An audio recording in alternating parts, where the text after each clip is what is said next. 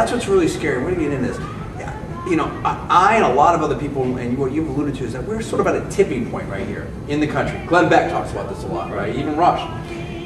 That is that whether, for a long time now, you know, bureaucracies have a way of just continuing to perpetuate themselves, and so does government. What was it Ronald Reagan said about that? The closest thing you can get to eternity right. on planet Earth is a bureaucracy. That's right. That's right. That's right.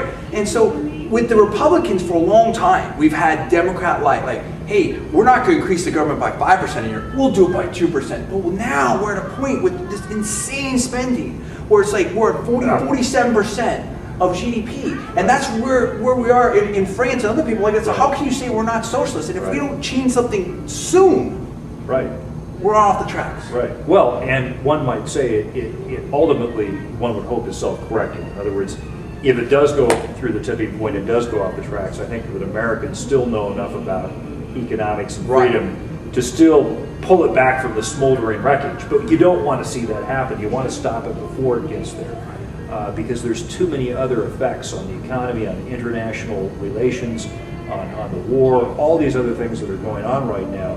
We have to get it right. We have to start living within our means. We have to start honoring the Constitution and the way it was written. We have to begin to understand that the federal government can't do everything. In fact, there's a reason why we have 50 states and 50 governors and legislatures, right? They're supposed to have some of the power too. It's not all supposed to be concentrated in Washington, D.C. Yeah, you can mix and match and vote with your feet. If you don't like it here, go to Texas or Utah or wherever it is. Well, and of course, people are doing that out of California to the tune of 3,000 people a week now. It is really, really bad. And you know what Thomas Jefferson said is that what we've seen is that you cannot have political freedom without economic freedom. So now, if you're a worker at General Motors or one of these banks and the government owns you, how do you really speak up? And we've seen it. I've talked to a lot of business people. I mean, I work with startups all over in the country and some smaller public companies too, really all over the world. But you know, people are so scared. It's rare to find someone like you in politics, me in business and media, that can stand up and say, hey, this is what we believe in. Because when you dependent on their job, on your job, whether it's in the union stuff, I mean, how do you really speak up? Well, first of all, you have to just make your mind up to do it. And then secondly, you need to find a way that you can be heard. We just spoke tonight to some of the East Bay Patriots. Oh yeah. They're part of this loose, disorganized, nationwide movement of Tea Party people. Yeah. I asked the question of the folks in there, how many people had ever done anything political prior to this year? That was amazing. Less than 1/6 of the people in that room raised their hands. I was in an event up in Cotati in November, asked that question of over 200 people, less than 20 people raised their hands as people who had been active in anything political prior to this year. Absolutely. What I'm getting at is people don't understand. I mean, so many people thought, I mean, like Rush has this big thing where they took some sound from one of the local stations in Detroit. You know, hey, you know, this for the Obama money, you know, where's Obama get it? Well, I don't know, his stash, you know. And people look at the government like Santa Claus, like they'll just take care of everything.